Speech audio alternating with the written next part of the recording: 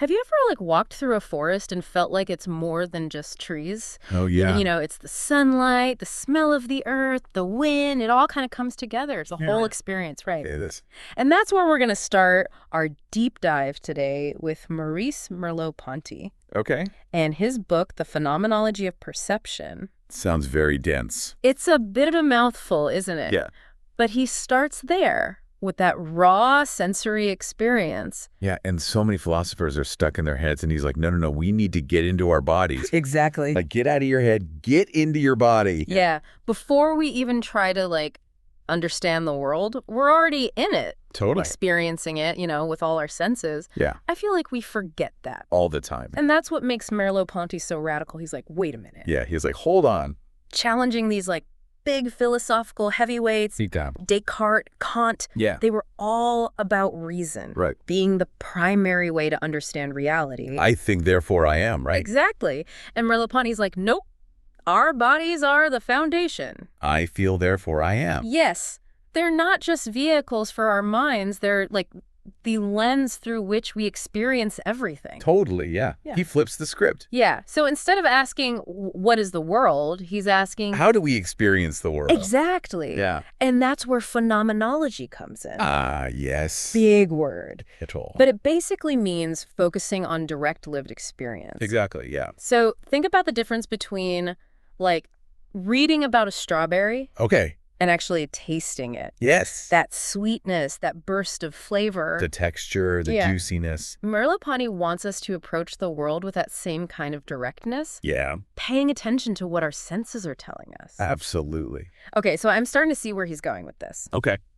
So our bodies are the foundation of our perception, right? What does that mean for how we understand, a tree in the forest? So he would say it's not just that the tree exists objectively, right? Okay. Independent of us.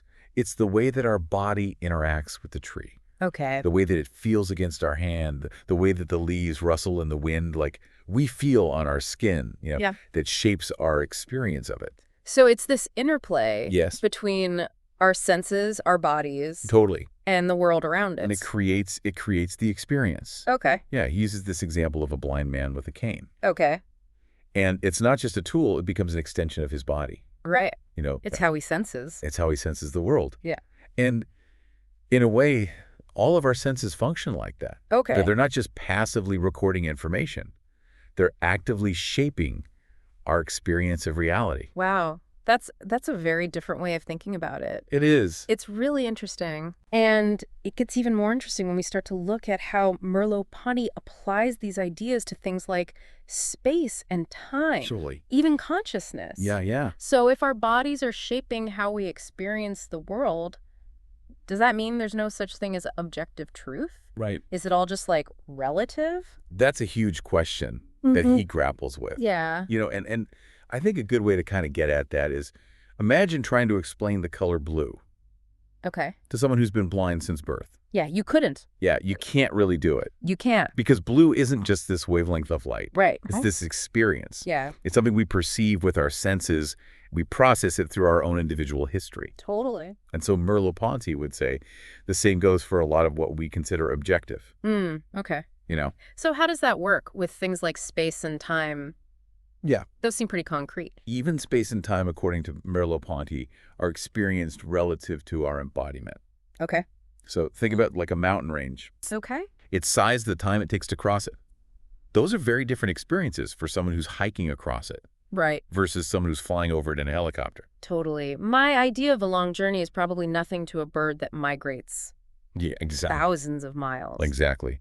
Our bodies, our movement through space, even our cultural background influences how we perceive these seemingly objective concepts. So we're not just passively absorbing information from the world, we're actively creating our experience of it. Yeah, that's a great way to put it. It's like a dance. Yeah.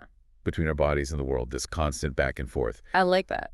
And this brings us to what is perhaps Merleau-Ponty's most radical idea, his view of consciousness. Okay, hit me. All right, so what does he say about consciousness? He says that it's not this separate entity that's locked away in our heads. Right. Instead, he sees consciousness as a way of being in the world. Okay. It emerges from our interactions with our environment, our relationships, our movements, our entire embodied experience. So my thoughts aren't just happening inside my head, they're being influenced by, like, everything around me. Yes, Merleau-Ponty would say that even our thoughts are grounded in our physical being. Wow. He gives this example of a skilled athlete. Okay. When they're in the zone, they're not consciously thinking through every movement. Their body's responding directly to the environment, the flow of the game. Totally. It's like when you're so engrossed in an activity that you lose track of time and your sense of self just kind of disappears. Exactly. Merleau-Ponty would say that's because our consciousness isn't confined to our heads. It's intertwined with the world around us. Wow. That's a lot to digest, but it's also incredibly fascinating. It is. So how does Merleau-Ponty suggest we apply these ideas to our lives? I mean, this can't just be some abstract philosophical theory, right? Like art, right? Yeah. It talks about this in the source material, like Yeah. how Merleau-Ponty's ideas apply to art. So, Because a painting isn't just about the colors on the canvas. right. You know- He would say that experiencing art is just as embodied as walking through a forest. Wow. Think about like standing in front of an enormous sculpture. Okay. You're not just seeing it.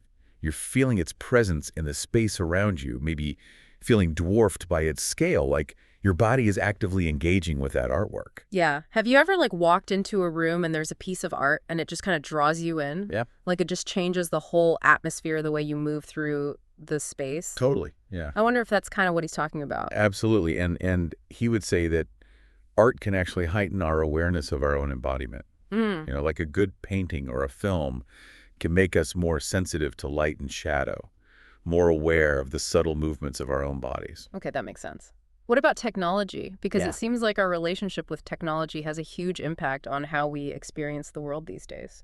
Absolutely. And I think this is, Merleau-Ponty couldn't have predicted the iPhone or virtual reality and all this. Yeah. But I think his ideas about embodiment offer a really powerful lens for understanding their impact. Totally, because on the one hand, it's amazing, right? Like Yeah. we can connect with people Yeah. all over the world. We can see things. It opens up all these new realms of experience. Exactly. Totally. But then at the same time, What? I think Merleau-Ponty might be a little cautious about it. Yeah, he would say, be careful of letting technology dominate your perception.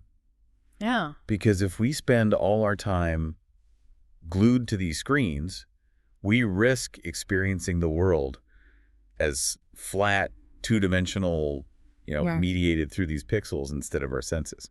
So it's all about finding that balance. Totally. Like embrace the amazing things that technology can do, Yeah. but don't forget to like be in your body. Stay grounded Yeah. in those real-world experiences that shape who we are. Yeah. This has been a really It's a trip, right? it's total trip. Like it's a mind trip. Yeah. But it's so interesting to think that like reality isn't just out there. It's something we create. We're actively creating it through our interactions with it. Yeah. And that is an amazing thought to leave everyone with today.